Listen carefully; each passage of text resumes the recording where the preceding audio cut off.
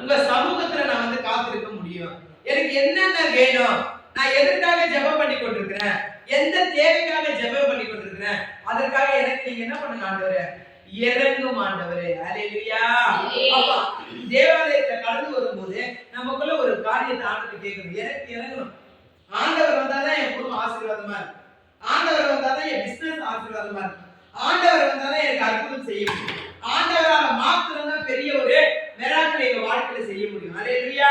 என்று சொல்லி ஆண்டவரை கேட்கும்போது கர்த்தருடைய வார்த்தை சொல்கிறது, எனக்காக யாவையும் செய்து முடிக்க போகிற தேவனாகிய உன்னதமான தேவனை நோக்கி கூப்பிடுவேன்.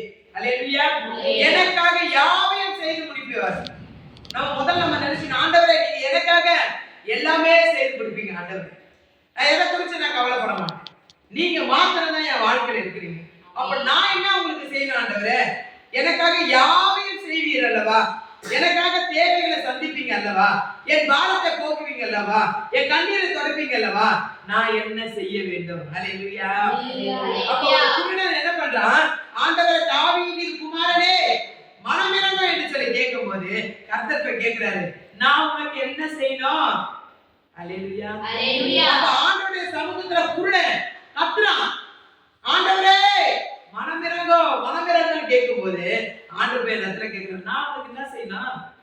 நம்ம கத்தவும் மாட்டோம், ஜெபிக்கவும் மாட்டோம், கர்த்தருக்காக எதையும் செய்ய மாட்டோம். ஆனா எனக்கு நிறைய கொடுங்க ஆண்டவரே, என் பிரச்சனையை சால்வ் பண்ணுங்க ஆண்டவரே. இப்படின்னா எப்படி கொடுப்பாரு ஆண்டவர் நமக்கு?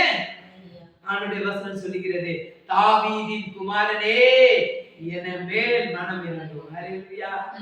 அப்ப அந்த குருடனை போல நம்ம கேட்கிறோம் ஆண்டவர்ட்ட. ஹalleluya. உடனே ஆண்டவர் கேட்கிறார், நான் என்ன செய்ய வேண்டும் உனக்கு? பார்வை அடைய. ஹalleluya. பார்வை அடைஞ்ச உடனே அவன் என்ன பண்றான்? அநேகருக்கு போய் ஆண்டவர் எல்லாரும் பார்த்து கேக்குறாங்க, உனக்கு பார்வை அடைஞ்சிட்டியே, இது எப்படி நடந்தது? நீ செத்து போயிருப்ப நினைச்சனே, நீ உன் வாழ்க்கையில எல்லாமே ஃபெயிலரு, எல்லாரும் உன்னை விட்டு ஓடிட்டாங்க, நீ அனாதையா நின்னுட்ட, நீ அழுதல, உனக்கு பார்வை கொடுத்தது யாரு? ஹalleluya. அவர்தான் இயேசு. அது இயேசு எங்க இருந்தாரு?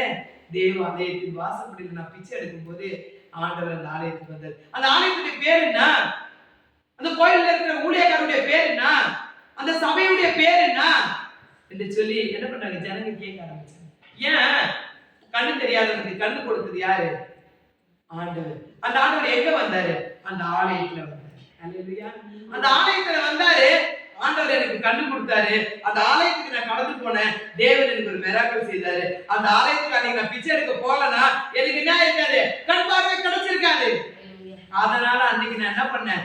தாவீதின் குமாரனே என் மேல் மனமிரங்கோடு கூப்பிட்ட உடனே என் தேவன் திரும்பி பார்த்து சொல்றாரு, நான் உனக்கு என்ன செய்யணும்னு கேட்டாரு.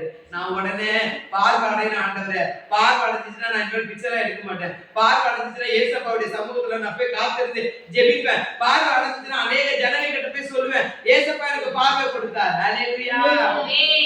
அதுதான் தேவன் கொடுத்த ஒரு gift. ஹalleluya.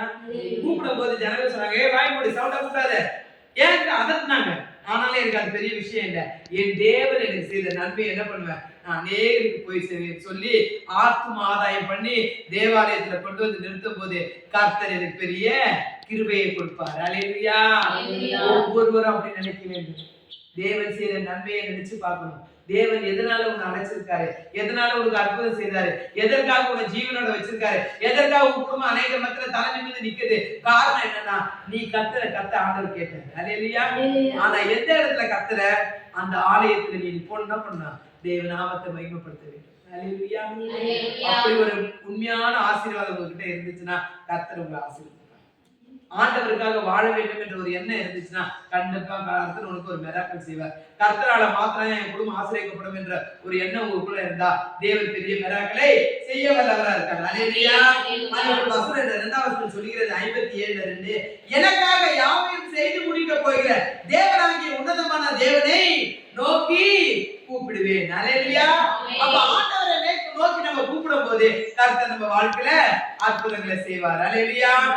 அப்ப தேவன் நமக்கு அற்புதம் செய்ய வேண்டும் என்றால் தேவாலயத்துல நீ பெற்றுக்கொண்ட ஆசீர்வாதத்தை அநேகருக்கு போய் சொல்லி தேவாலயத்துல ஆத்துமாக்களை கொண்டு வந்து சாட்சியா நிறுத்தும் போது உன் வாழ்க்கையில இப்ப இருக்கிற கஷ்டத்தை காட்டிலும் அநேக ஆசீர்வாதங்களை உன் தேவன் உனக்கு கொடுப்பார். உன் கஷ்டத்தை மாற்றுவதற்கு ஒரே ஒரு இடம் தேவாலயம். அந்த தேவாலயத்துல தேவனை மகிமைப்படுத்தி தேவன் உனக்கு ஒரு உயர்ந்த அடைக்கலத்தை கொடுத்து பெரிய ஆசீர்வாதத்தை உன் குடும்பத்துக்கு கொடுப்பார். ஹல்லேலூயா. எதை குறித்து கவலைப்படக்கூடாது. கர்த்தர் என் கூட இருக்கிறார், அவரை மகிமைப்படுத்துவேன். எனக்கு தேவை பார்வை. எனக்கு இந்த பிரச்சனையில இருந்து வெளியில வரணும். அந்த பிரச்சனையில இருந்து வெளியில வந்துட்டேன், நான் சும்மா இருப்பதற்காக இல்ல, என் தேவாலயத்துல ஆத்துமாதாயத்தை பண்ணுவேன். ஹல்லேலூயா ஹல்லேலூயா ஹல்லேலூயா ஹல்லேலூயா. இயேசு என்னோட இருப்பதை நினைச்சிட்டா என்னெல்லாம் சொல்லுதமா, நன்றி என்று சொல்லுதமா. ஹல்லேலூயா. இயேசு நம்ம கூட இருக்கணும்னா நம்ம உள்ள எப்படி இருக்குமா? சந்தோஷமா இருக்கணும். கர்த்தர் இந்த வசனத்தை கேட்டு உங்களை ஆசீர்வதிக்காக கர்த்தர் பெரிய மரங்களை உங்களை செய்வார். ஆமென். ஹல்லேலூயா.